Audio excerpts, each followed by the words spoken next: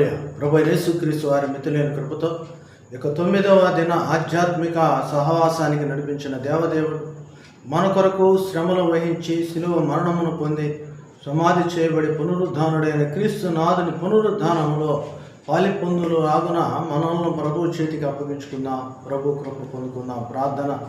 ప్రేమగల తండ్రి, కృపగల దేవా, గత దినములని కాచి కాపాడి 9వ దిన సహవాసానికి మమ్మల్ని నడిపించిన విధానం బట్టి వందనా.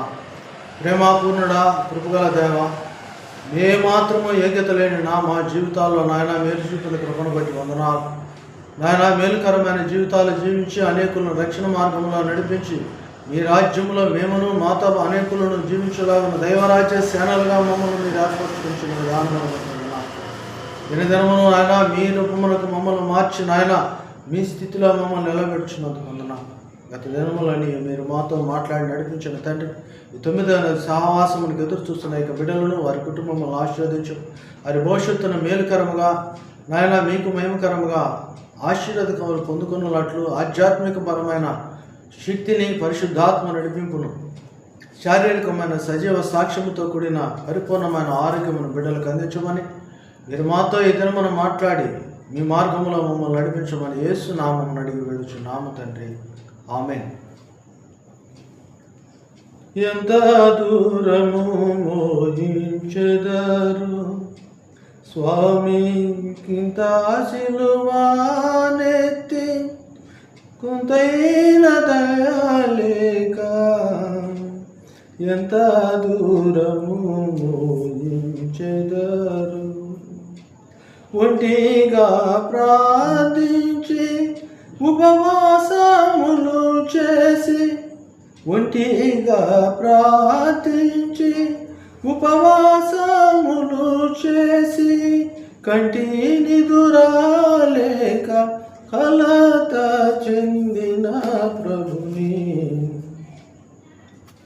ఎంత దూరము మోహించెదరు స్వామి ఇంత సిలువానెత్తి నుంతైన దయాలేక, ఎంత దూరము మోహించెదరు సొమ్మునాశించి గురున్ అమ్ముకున్న యూదా, సొమ్మునాశించి గురున్ అమ్ముకున్న యూదా, నమించి మీకిచ్చే ఇమ్మానుయేలును ఎంత దూరము మోహించెదరు కరములు జోడించి కడకు గేస్తే మనిలో, కరములు జోడించి కరకు గేస్తే మనిలో పరమా తండ్రిని వేడు నిరపరాధిని పట్టి, ఎంత దూరము మోహించెదరు పిలికి పీలాతుని బెదరించి అదలించి, పిరికి పీలాతుని బెదరించి అదలించి యెరూషలేము వీధులని శిశుని త్రిప్పుచు, ఎంత దూరము మోహించెదరు వడలల సీనా ప్రభువు తడబాడుచుండంగా, వడలల సీనా ప్రభువు తడబాడుచుండగా, గడియ గడియకు తిటి గట్టిగా కొట్టుచు, ఎంత దూరము మోహించెదరు కలువారి గిరి వరకు సిలువ మోయలేక, కలువారి గిరి వరకు సిలువ మోయలేక, అలసి ప్రభుని సంపాలశమును చేసి, ఎంత దూరము మోహించెదరు యేసు నీ కొరకైనే నేర్చుట కంటేను, యేసు నీ కొరకునే నేర్చుట కంటేను, దోషినని గ్రహించి దోషిలో గుట మేలు, ఎంత దూరము చెదరు స్వామి కింత సిలువానెత్తి నూతైన దయాలేక, ఎంత దూరము చెదరు. ప్రేమగల ప్రియ ప్రభువు, కృపగల తండ్రి, మన జీవితాలను ఆయనపై వేసుకొని మన పాప భారమును ఆయన శిరము నుండి అరికాల వరకు భరించి, గాయపరచబడి నిందల పాలై తృణీకరించబడి, యెషయా గ్రంథం 53వ అధ్యాయంలో ఉన్న ప్రతి ప్రవచనమును ఆయన యందు నెరవేర్చబడి శిలువ మరణము పొంది ఆయన పునరుద్ధానుడై ఉన్నాడు.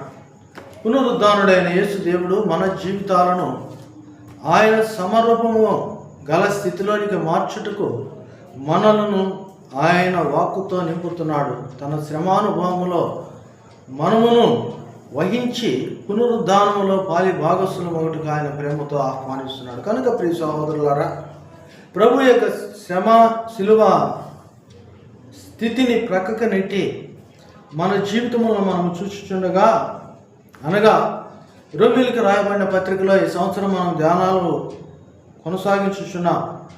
రోమీయులకు రాయబడిన పత్రికలో యూదులు ధర్మశాస్త్రమును బోధించుచున్నారు, కానీ దానిని అవలంబించుటలేదు.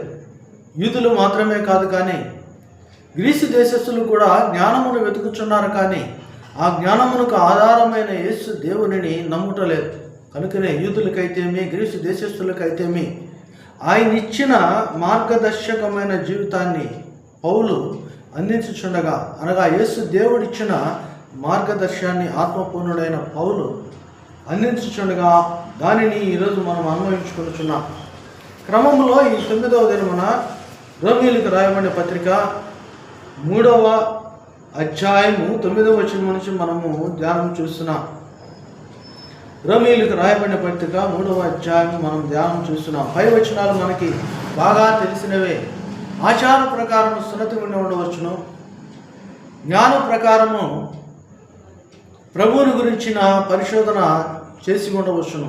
అయినను ప్రభువుకి ఇష్టలుగా లేకపోతే స్వబుద్ధిని స్వనీతిని ఆధారం చేసుకుని జీవించినట్లయితే ప్రభువుకి యోగ్యులు కారని, ప్రభువే భ్రష్టత్వానికి అప్పగిస్తాడని, జ్ఞానమును సత్యమును ఉన్న ప్రభువుని మనము కలిగి ఆయన పోలికలో మనము నడిచినప్పుడు విమర్శ దినమందు మన పరిస్థితిని బట్టి, మనము ఇప్పుడు జీవిస్తున్న జీవితాన్ని బట్టి ప్రభు రాజ్యములో, దైవ రాజ్యములో మనం పాలిభాగస్సులం అవుతామని గత దినం వరకు నేర్చుకున్నాం.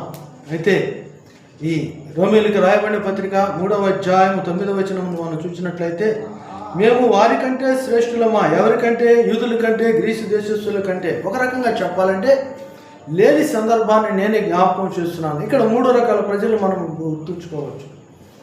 యూదులు, గ్రీకు దేశస్థులు, రోమీయులు, మూడవది అన్యజనులు, అనగా మనం.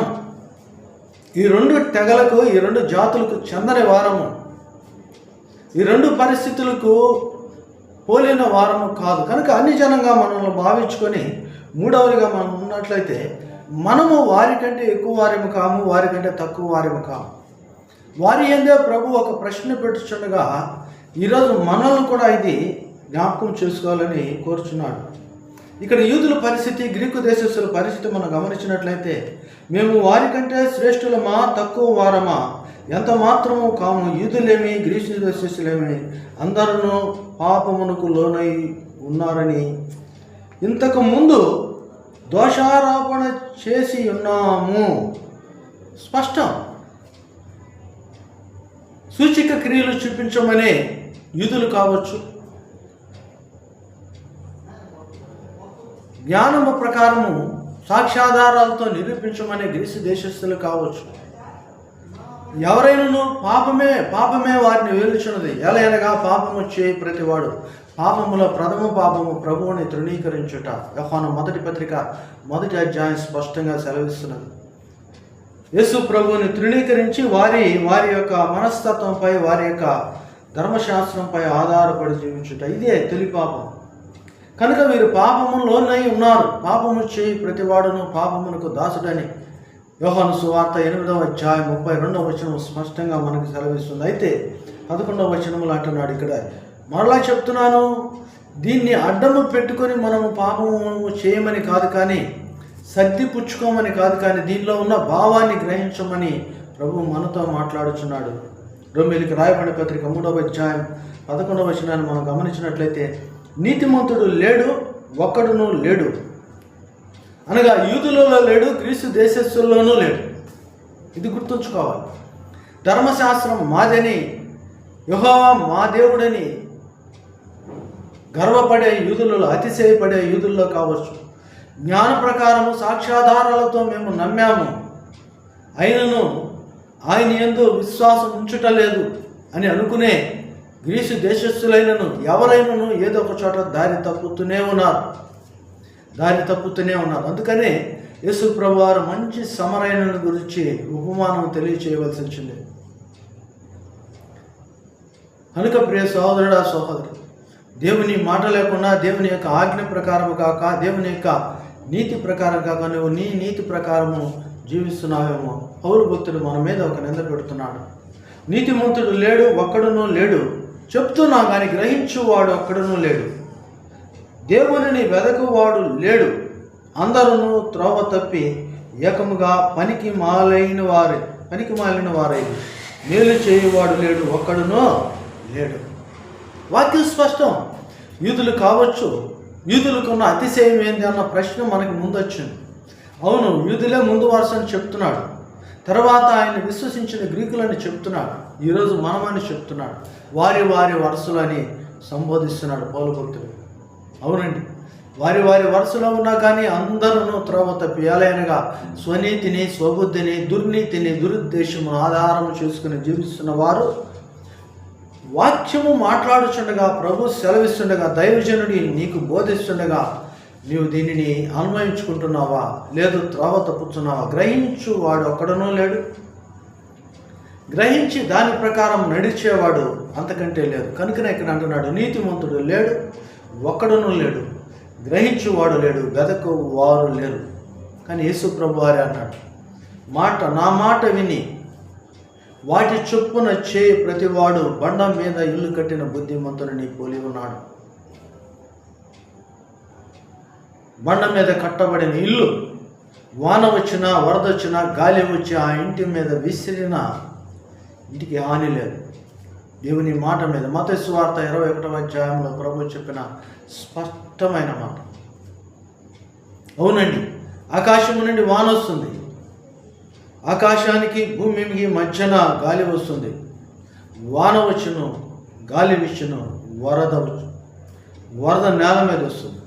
ఆకాశము నుంచి అనుమతించబడిన శ్రమలు కావచ్చు, ఆకాశములకు భూమికి మధ్యలో ఉన్న లోకపరమైన హింసలు కావచ్చు, నువ్వు చూస్తుండగా నేల మీద నుంచి వచ్చు ఆందోళన పరిస్థితులు కావచ్చు. ఏదైనాను నువ్వు ప్రభువులో ఉన్నట్లయితే, అనగా ప్రభు మాట ప్రకారం, ప్రభు వాక్య ప్రకారము నడిచే బిడ్డవని. అందుకనే ప్రభు అంటున్నాడు, అక్షరము చంపును, ఆత్మ జీవింపచేయదు. ధర్మశాస్త్ర మూలముగా ఎవరు నీతిమంతులుగా తీర్చబడలేదు, కానీ యేసుక్రీస్తు వారి యందు విశ్వాసం నుంచి నడుచుట వలన విశ్వాస సంబంధమైన నడక అంతకంతకు ఆయన వారిని విశ్వాసంలో నడిపించండి. కనుక గ్రహించండి, ముందు దీని గురించి ఆలోచించండి. నీవు తప్పు చేస్తున్నావు, నువ్వు పాపివి అని ఒకరిని ఒకరు విమర్శించుకునే కంటే, ఒకరిని ఒకరు సర్దిపుచ్చుకొని అందరూ కలిసి త్రోవ తప్పి తిరిగే కంటే, ప్రభువుని వెదకి త్రోవలో ప్రభు మార్గంలో నడవవలసిన వారమై ఉన్నాం. ఏలయనగా మేలు చేయువానికి దేవుడు జీవ కిరీటమును పెట్టే దినములకు మనం వచ్చాం. మేలు చేయువానిని ఆయన జీవ పునరుద్ధానములో ఉంచే సమయం ఆసన్నమైనది. కనుక నీ ద్వారా మేలు జరగాలి, నీ ద్వారా అనేకులు ఆయన రాజ్యంలోనికి రావాలని ప్రభు యొక్క మాట యందు విశ్వాసం ఉంచు, నమ్ము, ప్రభు మాటను గ్రహించు, దాని ప్రకారం జీవించాలని ప్రభు సెలవుస్తున్నాడు. ఇక్కడైతే మనం చదవబడిన వాక్యంలో రోమేలు కావచ్చు, గ్రీసు దేశస్తులు కావచ్చు, అందరూ త్రోవ తప్పిపోయారు. కానీ మరలా పరలోకము చేరడానికి ప్రభు అంటున్నాడు, ఒక అవకాశం ఇస్తున్నాడు. వారి గొంతుక తెరిచిన సమాధి, తమ నాలుకలతో మోసము చేయుదురు, అంటే మాటలు చెప్పి మోసం చేస్తున్నారు.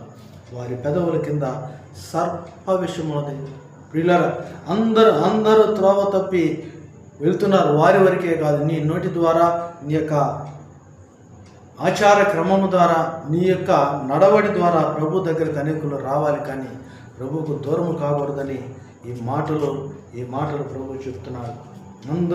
అందరూ త్రోవ తప్పారు. గమనించండి, ఇక్కడ 17వ వచనము, శాంతి మార్గము వారు ఎరుగురు. శాంతి మార్గము వారు ఎరుగురు. శాంతి మార్గం. యేసుయోహాను సువార్త 14వ అధ్యాయంలో ప్రభు అంటున్నాడు, నా శాంతిని మీకు అనుగ్రహించు. ప్రభు దగ్గర ఉన్న శాంతి సమాధానాన్ని మనకిస్తే దానిని కాకుండా ఎలాగనగా వారు గ్రహించుట లేదు, వారు వెతుకుట లేదు, కాబట్టి శాంతిని కనుగొనలేకపోతున్నారు. ప్రభు ఇచ్చు సమాధానమును వారు పాటించలేక పాపపు జీవితంలోనే ఉంటున్నాడు. కనుక ఈరోజు నువ్వు ప్రక్షాళన చేసుకునవలసింది నీ నీతి ప్రక్షాళన కావాలంటే దేవుని మార్గమున వెతకాలి, దేవునిలో నువ్వు నాటపడాలని ప్రభు సెలవిస్తున్నాడు. అందుకని ధర్మశాస్త్రమూలమైన నీతిని కాక దేవుని పరమైన నీతిని నువ్వు జీవించాలని వాక్యము స్పష్టం. శాంతి మార్గము వారు ఎరుగురు, వారి కన్నుల ఎదుట దేవుని భయము లేదు. దేవుని భయం లేదు. దేవుని పిల్లలే ఈరోజు కూడా సంఘాల పరిస్థితి, అది యూదులు గ్రీకు దేశస్తులు కాదు, especially today on hour congregation, మన ప్రజానికము, మన సంఘ సభ్యులు, మన యొక్క విశ్వాసుల మధ్య మనము చర్చించవలసిన మాట ఏమిటంటే, మన మధ్య ఈరోజు దేవుని భయము లేదు. ఏ కాపరికి లేదు, ఏ విశ్వాసికి లేదు. ఒకరిని ఒకరు విమర్శించుకుంటా ప్రభువులో సిద్ధపడే గుణము కానీ, గ్రహించటము కానీ, వెతకటము కానీ లేదు. నీ సభలు ఉన్నాయి, నీ సువార్త ఉంది, నీ గురించిన మాట ఉంది, కానీ నీలో ప్రభు ఉన్నాడా అని ఈ సంవత్సరం మనకు దేవుడు ఇచ్చిన అంశం. దేవుని రాజ్యము భోజనము పానము కాదు, కానీ నీతిను సమాధానము పరిశుద్ధాత్మందలే ఆనందం. నా శాంతిని మీకు అనుగ్రహించుచున్నా, నా సమాధానాన్ని మీకు ఇస్తున్నా. సమాధానకర్తకు యేసునాథుడు ఆయన సమాధానాన్ని మనకిచ్చి మనల్ని నడిపిస్తుంటే మనం ఏ విధంగా జీవిస్తున్నామో ఒక్కసారి పరిశీలన చేసుకున్నాం. ప్రభు కంటు కట్టబడదాం, ప్రభువులో వసిద్దాం, ప్రభువుని కలిగి జీవిద్దాం. పిల్లలు గమనించండి, 20వ వచనం అంటున్నాడు, ఏలయనగా ధర్మశాస్త్ర సంబంధమైన క్రియల మూలముగా ఏ మనుష్యుడును ఆయన దృష్టికి నీతిమంతుడుగా తీర్చబడడు. ధర్మశాస్త్రం వల్ల పాపం ఎట్టిదో తెలియబడుచున్నది. ధర్మశాస్త్రం వల్ల పాపం ఎట్టిదో తెలియబడుచున్నది, కానీ పాపము నుంచి విడుదల లేదు. ఇది గ్రహించాలి. ఆచార క్రమం వల్ల దైవరాజ్య పౌరులు మనం కాలేము, కానీ ఆ మార్గము తెలుసుకోగలం, కానీ ఆ మార్గంలో నడిస్తేనే. అందుకని ఇక్కడ ప్రభు అంటున్నాడు, నీతిమంతుడు లేడు, ఒక్కడునూ లేడు,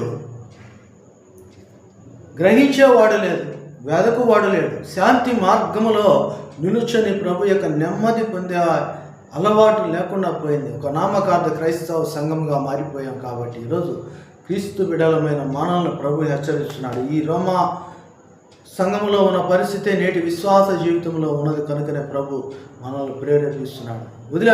వదిలేద్దాం ధర్మశాస్త్రం, మనం పెట్టుకున్న కాన్స్టిట్యూషన్స్, మనం పెట్టుకున్న లాస్, మనం పెట్టుకున్న ఆర్గ్యుమెంట్లు, మనం పెట్టుకున్న ఉద్దేశాలు. స్వనీతి దేవుని రాజ్యంలో ఎవరిని చేర్చదు. రోమేయులకు రాయబడిన పత్రిక 10వ అధ్యాయం 3వ వచనం, వారు దేవుని నీతిని ఎరుగక తమ స్వనీతిని స్థాపింపగలుగుతున్నారు. ఎక్కడ? సంఘంలో. నీ పేరు చెప్తే ఎవరు రారు, కనుక దేవుని నామంలో కట్టావు, వారిని నీ మాయ మాటలతో ఆకర్షించుకున్నావు. ఈరోజు దేవుని నీతిని వారికి ఇస్తున్నావా లేదా ఒక్కసారి ప్రశ్నించుకో. అలాగనే సిద్ధపడుచున్న నీవు దేవుని నీతిలో నడుస్తున్నావా? లేదు.